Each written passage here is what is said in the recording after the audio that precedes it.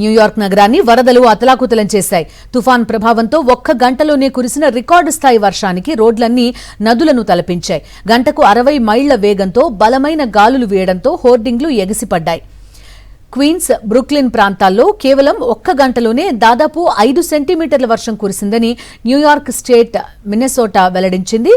రోడ్లపై నీరు శరవేగంగా చేరడంతో వాహనాలు నీట మునిగిపోయాయి. వరద ప్రభావంతో సబ్వే సేవలు నిలిచిపోవడంతో పలువురు ప్రయాణికులు ఇబ్బందులు ఎదుర్కొన్నారు.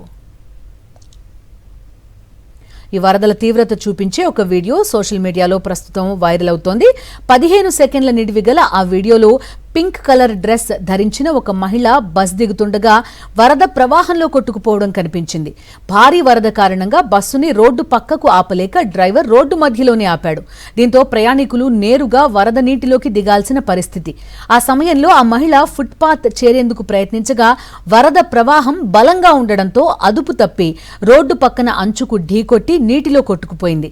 ఆమెను చూసి అక్కడున్న వారు సహాయం చేయడానికి పరిగెత్తుకుంటూ వెళ్లినా వరద ప్రవాహం చాలా వేగంగా ఉండడంతో ఆమెను రక్షించలేకపోయారు.